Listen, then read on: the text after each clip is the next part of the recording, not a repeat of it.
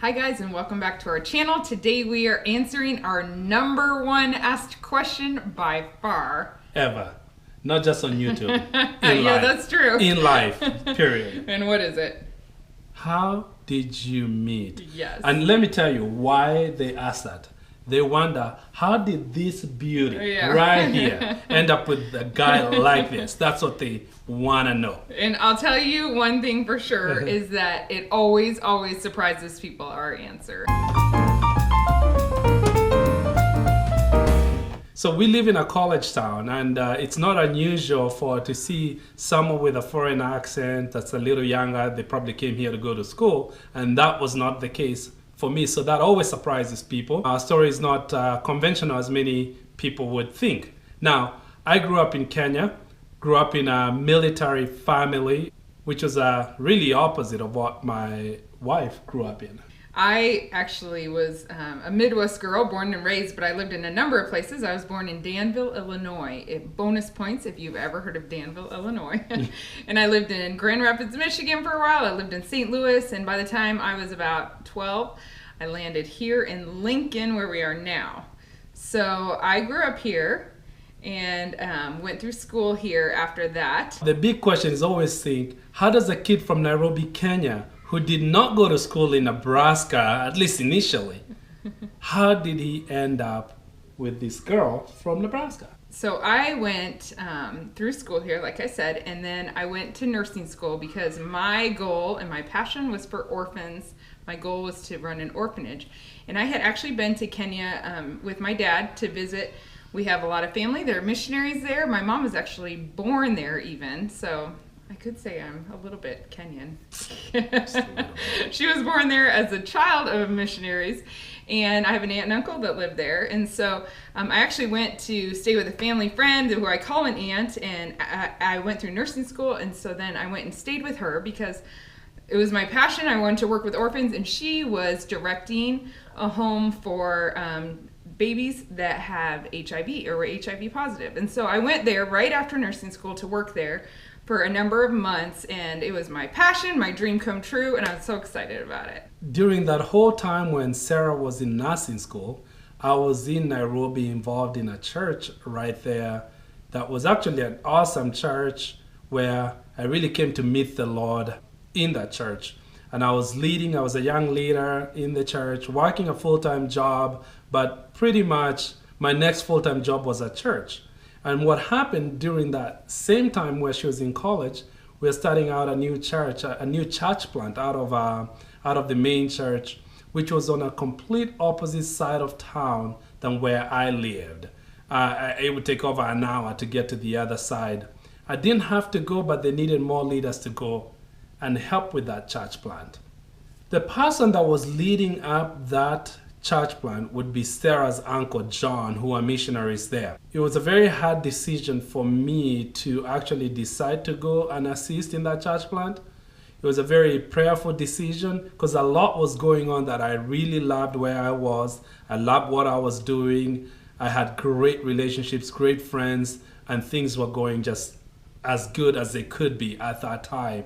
And so, but I felt like the Lord was leading me to go and assist. I felt that urge that, yep, I need to go. And I was giving up on a lot of good relationships and even possibly prospects for our wife there. And so it was sort of a sacrifice. It was a real sacrifice where I felt compelled to go, and I knew no matter how much I liked where I was, what I was doing, what I was involved in, the people I was connected to, I knew that I had to go and assist in that church plant.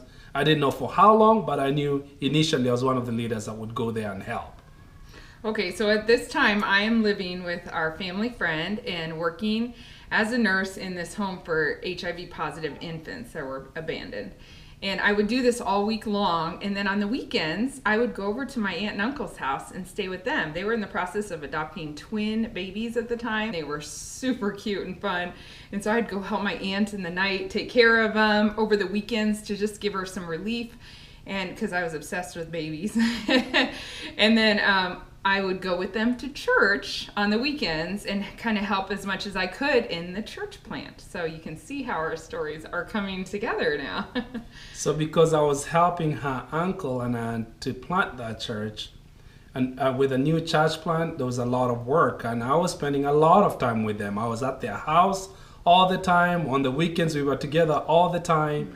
And so that happens to be the exact time where Sarah was coming. Well, actually, one of the funny things is just with some of my friends, we are at that age, all early 20s, and we're checking out all the girls at the church, thinking who might be the one or some, you know. That was one of those times. That was a real insecurity that if I would leave, maybe I might miss out on some of the cool girls at church. So yeah. So I got to know him well, and we actually met at a conference soon after I got there. I went with my aunt and uncle to a conference at the main church, and that's literally, it was in a stadium, and that's literally the place where she introduced us. And I didn't think much of it. Did you? No, it was just like, hey, here's my niece from Nebraska. Nice to meet you. God bless you. I'm out, you know, so there was really nothing there. Yeah. And so during those months that I was there, I got to know Solo well, but it wasn't like... romantic. It wasn't romantic. No. I was very impressed with the caliber of young men I met there, that they were all on fire for God. And I had a list of things that I had asked the Lord for in a husband, and one of them, the most important, was that he was more, he had a stronger relationship with the Lord than I did. And it was hard to find that, to be honest with you. And so when I went there and saw all these guys that were just on fire for God, I had my eyes open a little more. So I did get to know Solo a little bit, but honestly, can I say this? You can say whatever you want to say. I felt like he was a little old for me. I was. Yeah, I thought he was like a little too mature. Like, guess what, guys? I found out he is younger than me in the end. Not by a lot, but 14 months? What a compliment. Great. Yeah. Yeah, so I thought, well, he's just a little too serious. I need a little more fun in my life. And so we were just friends anyway. And I actually liked one of his friends during the time I was there. So anyway, that time came and went. What did you think at that time? Really not a lot, but when it came to the point where she was there for 3 months, and maybe a couple weeks before she would go back home is when I started thinking a little bit more than friendship. But you didn't tell me. But I didn't tell her a thing. Mm-hmm. So about 2 weeks before she would leave, I was actually starting to like her a lot. And like her a lot and more a lot. That temperature was going up. And there was this huge pressure that if I was to tell her anything, I needed to get it done in that 2-week window. Because it was back in the days where, you know, your internet was AOL. Bang, you know, just to get one email to upload, you know. And now you know how old we are. Yep, exactly. Well, no, wasn't that like 10 years ago?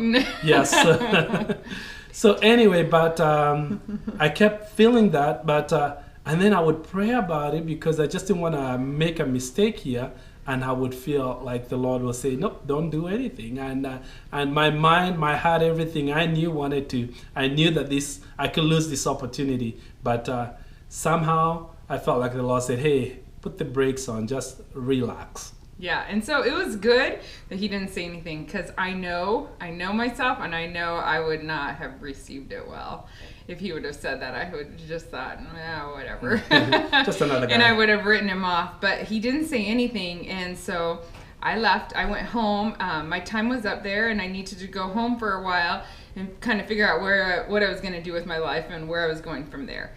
And so I came home and got a job. I was communicating with some friends that I had met there, and Solo was one of them. I think he had reached out. We just a friendly email, and we started emailing more and more, and I don't know, we just kept emailing more and more, and suddenly it went from once every 2 weeks to once every day to once after every meal, and off you went. So. And it was like our whole romantic relationship was on email. So we can understand those of you who met online. Occasional Except that phone we calls. already knew each other as friends. We had spent some time, worked together, that kind of thing. It was very occasional phone calls. And so, so it came to about 6 months later, after I had come home, our emails were totally different. My parents knew it. I was like, I really like this guy, and they knew it.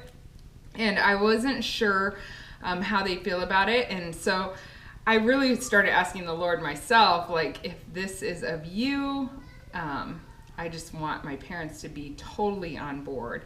And they hadn't always been on board with every guy I liked in the past. And so I thought this was kind of a long shot because we have totally different backgrounds. I mean, they would have a big argument toward our different cultures, to say the least. And so I went to them. They knew kind of where our relationship was. And for me, this was a deal breaker. I just decided, Lord, if it's not you, I want my parents to just be like, we don't think so. And I did have a lot of respect for their opinion.